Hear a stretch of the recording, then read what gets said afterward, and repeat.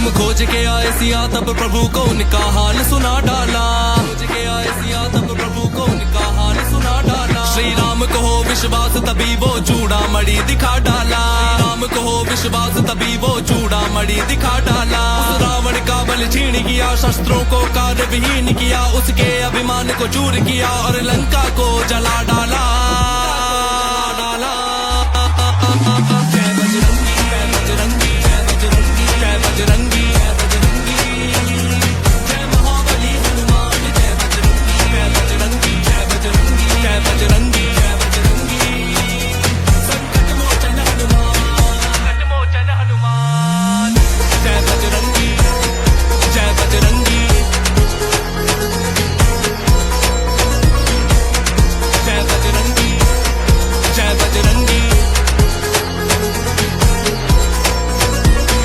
प्रभु है मैया लंका में अत्यंत वो पीड़ा सहती है, तुम शीघ्र उन्हें अब मुक्त करो मैया की तुमसे विनती है। ये धनुष बाण लो हाथों में, इस लंका पर अब कूच करो। ये शंख युद्ध का फूंको, तुम मैया की इच्छा पूर्ण करो। सागर को बांधा सेतु से और लंका फिर हम पहुंच गए। तब युद्ध हुआ आरंभ और फिर सभी युद्ध में व्यस्त हुए।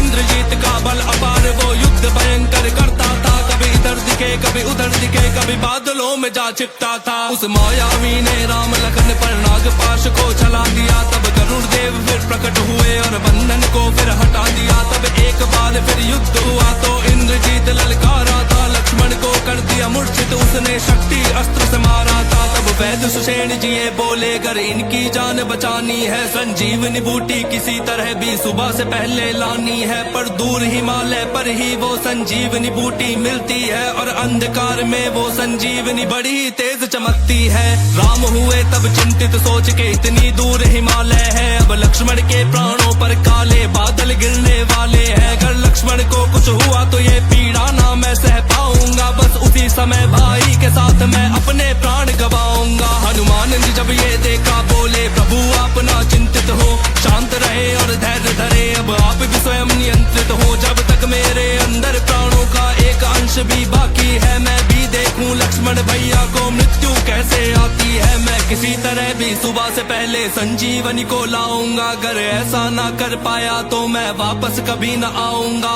इस धरा के ऊपर सूर्य देव को आज निकलने ना दूंगा। अमृत है चंद्र में, अगर चंद्र को आज निचोड़ के लाऊंगा। आकाश मिला दूंगा मैं धरा से, सूर्य की आग बुझा दूंगा। अगर हुआ कोई भी अहित तो मैं सारा ब्रह्मांड मिटा दूंगा। फिर भी अगर लक्ष्मण भैया के प्राणों को संकट होता है, सौगंध आपकी काल को भी मैं मौत के घाट उतारूंगा। इतना कहकर हनुमान गति से आसमान को चीर गए।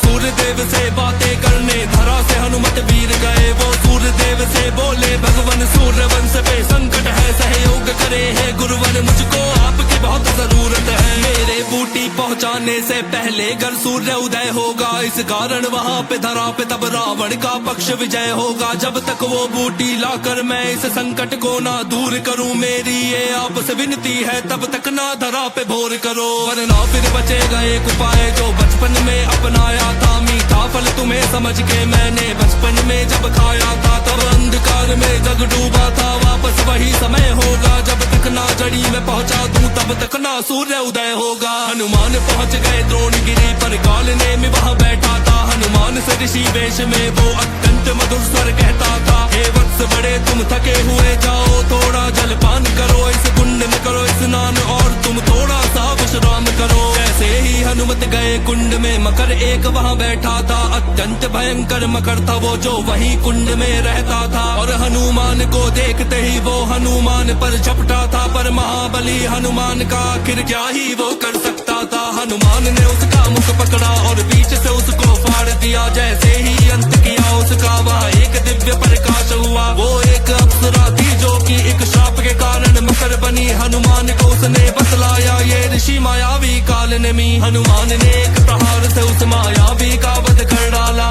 समय व्यर्थ ना करा और उसके प्राणों को हर डाला। पहचानने में उस जड़ी बूटी को हनुमान को दुविधा थी।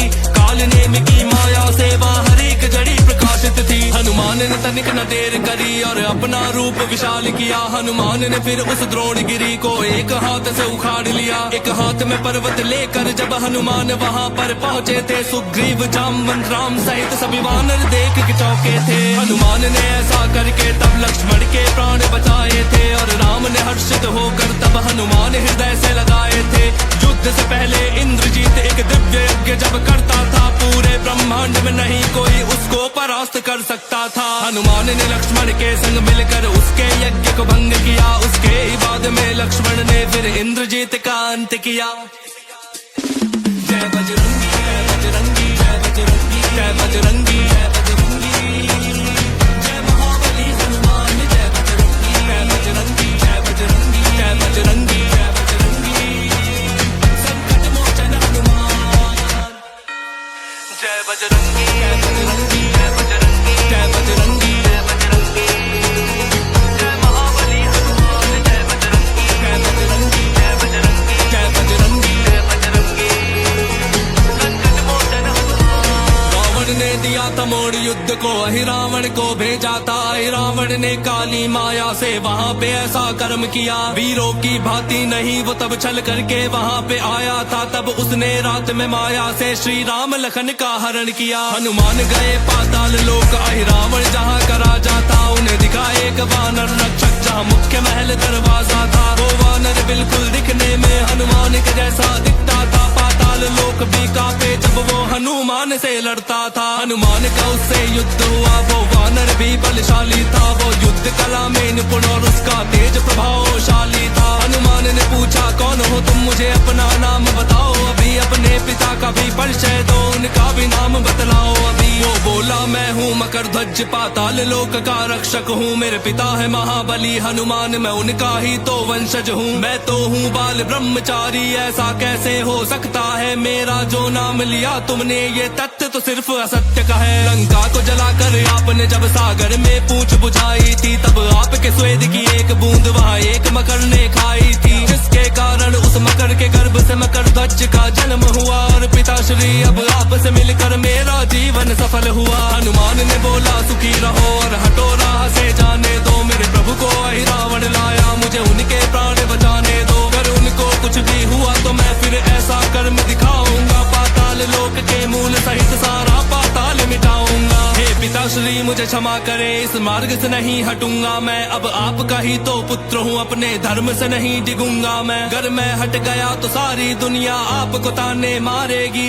मार्ग छोड़ के आपके नाम को धूमिल नहीं करूंगा मैं। हनुमान ने उससे युद्ध किया और वहीं बांध कर छोड़ दिया। उस महल का था जो मुख्य द्वार, हनुमान ने उसको तोड़ दिया। अहि रावण का जीवन था जो वो 5 दियों में बसता था और सभी दिए वो अलग अलग कर अलग दिशाओं में रखता था। जो 5 दियों को एक साथ में एक समय पे बुझाएगा, बस वही व्यक्ति है जो उस अहि रावण का वध कर पाएगा। पंचमुखी तब धरा रूप और दुनिया को ये दिखा दिया और एक साथ में एक समय पर सभी दियों को बुझा दिया। अब हनुमान देवी का रूप लेकर वहाँ पे थे खड़े हुए, उनके समक्ष ही मूर्छा में तब राम लखन भी पड़े हुए। वो मायावी उस मंदिर में तलवार साथ में लाया था।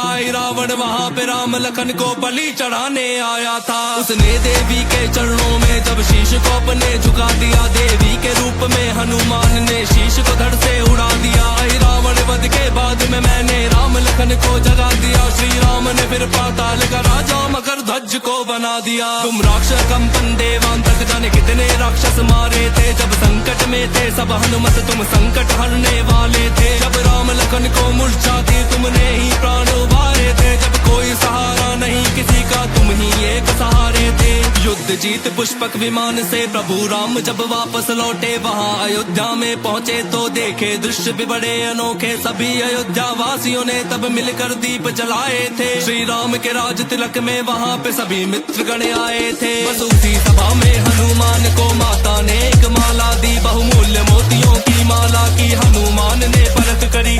तोड़ के माला एक एक कण मोतियों को वो फेंक रहे और राम सिया की छवि को वो उन मोतियों में थे ढूंढ रहे। सभी ने बोला हनुमत ये उपहार है माता सीता का, ऐसे कर करना चाहते हो अपमान क्या माता सीता का। तब बोले हनुमत जिसमें भी मेरे प्रभु राम की छवि नहीं हो, कितनी भी अनमोल वस्तु वो मेरे लिए तो कुछ भी नहीं हवा में ही सबने एक बोल सुना डाला, क्या तुझ में भी है राम बसे, ये कह सबने ताना मारा। हनुमान ने तब सीना चीरा और सबको ये दिखलाया था, हनुमान के हृदय में राम, राम के हृदय में हनुमत पाया था।